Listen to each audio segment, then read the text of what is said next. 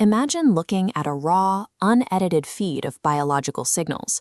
It's a chaotic, rapidly fluctuating stream of data, full of static and unpredictable spikes. As data scientists, we write algorithms to parse through that noise and extract mathematical truth. But capturing the signal is actually only the first half of the problem. You can build a pristine, highly accurate data dashboard, only to watch it get buried under a mountain of unread organizational emails and ignored alerts. If the people making the actual decisions cannot interpret the implications of your model, its practical utility drops to zero. Successful data science requires engineering both halves of this equation. We must build the algorithmic extraction of the signal, and we must construct the human communication pipeline that delivers it. To see how this works in practice, we will trace the lifespan of a single insight, starting from its origin as a biological impulse, all the way to its reception by a human stakeholder. First, we will look at how algorithms isolate clear mathematical anchors from the noisy electrical system of the human heart. Then we will apply formal communication theories to build a delivery protocol that guarantees the data reaches the end user intact. Communication is heavily mischaracterized as a vague, soft skill. It is a rigid, structural engineering challenge. An algorithm is functionally incomplete until the intended receiver understands the output well enough to take the correct action. We begin with the human heart. Historically, capturing the heart's electrical system required complex analog machinery and direct physical connections to register a baseline reading. Today, we capture this digitally as an ECG signal. When analyzed, it possesses a regular rhythm, but it also contains inherent, unpredictable aperiodicity. Because of this, it is classified as a quasi-periodic signal. This chart shows the standard physiological pattern of a single heartbeat cycle. We map out its distinct stages, the P, Q, R, S, and T waves. Within that sequence, the R peak stands out, forming the sharpest electrical point. Looking at the y-axis, we see this contraction pushes the signal strength up to nearly 1 millivolt.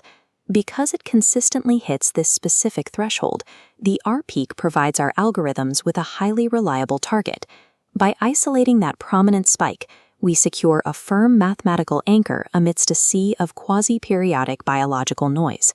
Once the algorithm locks onto those peaks, we measure the elapsed time interval between two consecutive R peaks. This measurement is the RR interval, or RRI. It is the fundamental metric required to derive heart rate variability. Tracking this interval exposes critical failure states. If the distance widens and the rate drops below 60 beats per minute, the patient enters bradycardia, causing dangerous cellular oxygen starvation. Conversely, if the peaks compress tightly and the rate exceeds 100 beats per minute, it signals tachycardia. The heart muscles overwork, leading to severe fatigue and potential heart failure. The algorithm has successfully identified a lethal threshold, but right now that alert is just an inert data payload. It has zero real-world value until it reaches a doctor. This boundary is exactly where the internal biological extraction ends and the external organizational pipeline begins. To navigate this, we analyze communication as a rigid, interdependent architecture consisting of 7 distinct elements. It starts with the sender. Before initiating transfer, the sender executes the encoding phase, converting the algorithm's raw output into a format others can understand. That structured formatting creates the message itself, holding the actual insight, like a tachycardia alert, prepared for transmission. Next is the channel. This is the specific medium selected to carry the message across the organization. Then we reach the receiver. They perform the subjective act of decoding, interpreting the incoming message based on their own context and knowledge. The process closes with feedback, the verification loop that confirms whether the decoded message matches the sender's original intent. There is a universal friction at every node in this system. We call it noise, and it constantly threatens to degrade the payload during transit. Physical noise, like a static-filled phone line, is obvious. The hidden threat is semantic noise. If a data engineer uses highly technical jargon that a medical stakeholder cannot parse, the message's intent is destroyed. When flawless mathematical models fail to trigger real-world action, semantic and psychological noise are almost always the culprits. To mitigate that noise, a data scientist must optimize the primary variable they control, the channel. We evaluate our channel selection using Daft and Langel's media richness theory. The core rule of the theory dictates that effective transmission requires matching the richness of the medium directly to the complexity of the message. This chart plots media richness against synchronicity, bringing in media synchronicity theory. In the lower quadrant, we have conveyance, ideal for sharing raw, uninterpreted information. In the upper quadrant is convergence. This requires high synchronicity collaboration to develop shared understanding. Applying this, emailing raw RR interval data is a conveyance task. Diagnosing tachycardia requires high-level convergence. Fatal organizational errors occur when you mistakenly route a high-stakes convergence task through a low-synchronicity conveyance channel, breaking the pipeline.